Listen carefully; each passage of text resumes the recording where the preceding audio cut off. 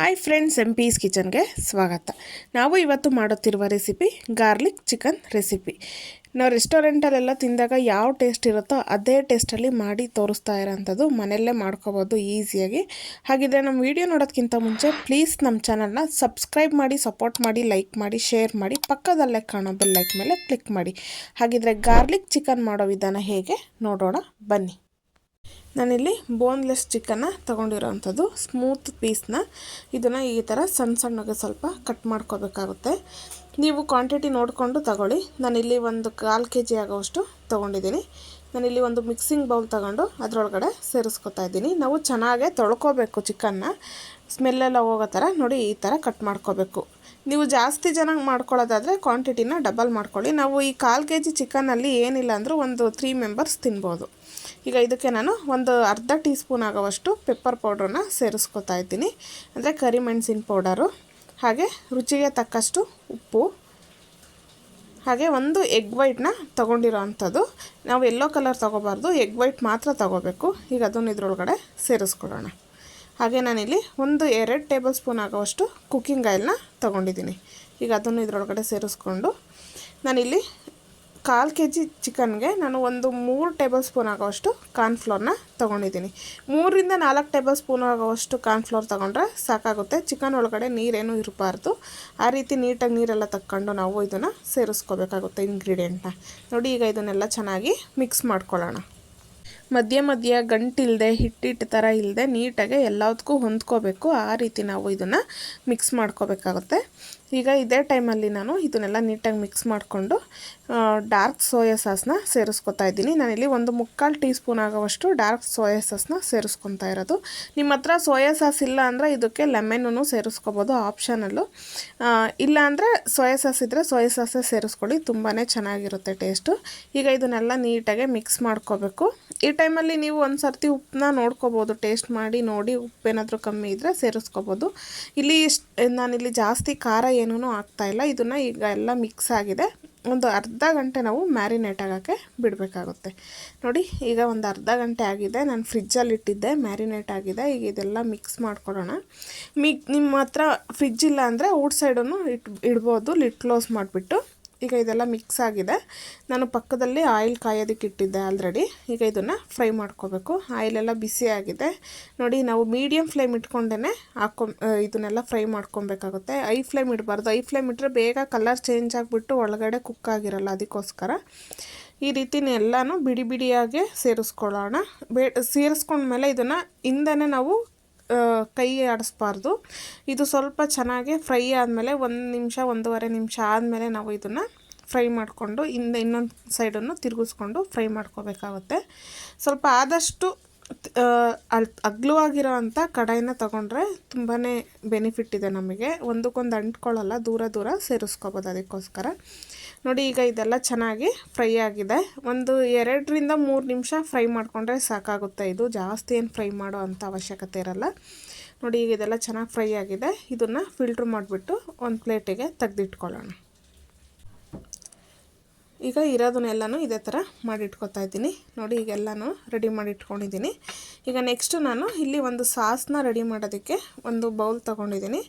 ಬೌಲ್ಗೆ 1 teaspoon ಆಗೋವಷ್ಟು tomato ಕೆಚಪ್ನ ಸೇರಿಸ್ಕೊತಾ ಇದ್ದೀನಿ. ಹಾಗೆ 1 ಟೀ ಸ್ಪೂನ್ ಆಗೋವಷ್ಟು ರೆಡ್ ಚಿಲ್ಲಿ ಸಾಸ್ನ ತೊಗೊಂಡಿದ್ದೀನಿ. ಹಾಗೆ ಒಂದು ಅರ್ಧ ಟೀ ಸ್ಪೂನ್ ಆಗೋವಷ್ಟು ಡಾರ್ಕ್ ಸೋಯಾ ಸಾಸು, ಹಾಗೆ 1 ಟೀ ಸ್ಪೂನ್ ಆಗೋವಷ್ಟು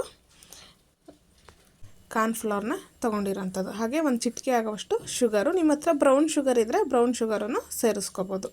ನಿಮಗೆ ಸ್ವೀಟ್ನೆಸ್ ಎಲ್ಲ ಇಷ್ಟ ಇಲ್ಲ ಅಂದರೆ ಸ್ಕಿಪ್ ಮಾಡ್ಕೋಬೋದು. ಬಟ್ ಶುಗರ್ ಹಾಕೋದ್ರಿಂದ ನಮಗೆ ತುಂಬಾ ಚೆನ್ನಾಗಿರುತ್ತೆ ಟೇಸ್ಟ್ ಅನ್ನೋದು. ಅದಕ್ಕೋಸ್ಕರ ರೆಸ್ಟೋರೆಂಟಲ್ಲೆಲ್ಲ ತಿಂತೀವಲ್ಲ ಅದೇ ಥರ ಟೇಸ್ಟ್ ಇರುತ್ತೆ.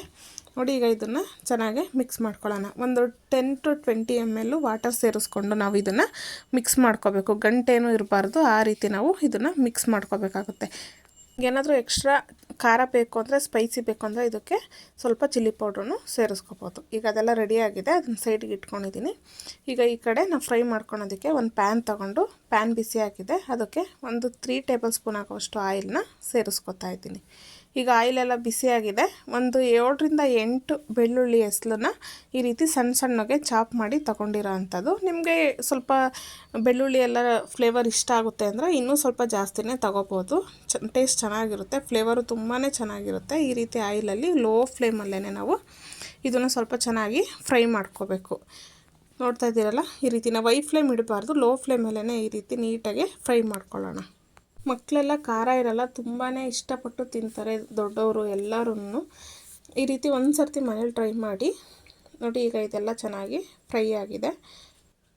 ನಿಮಗೆ ಖಾರ ಸ್ವಲ್ಪ ಜಾಸ್ತಿ ಬೇಕು ಅಂದರೆ ಹಸಿಮೆಣ್ಸಿಕಾಯಿ ಮತ್ತು ಒಣಮೆಣ್ಸಿಕಾಯಿ ಈ ಟೈಮಲ್ಲೇ ಸೇರಿಸ್ಕೋಬೋದು.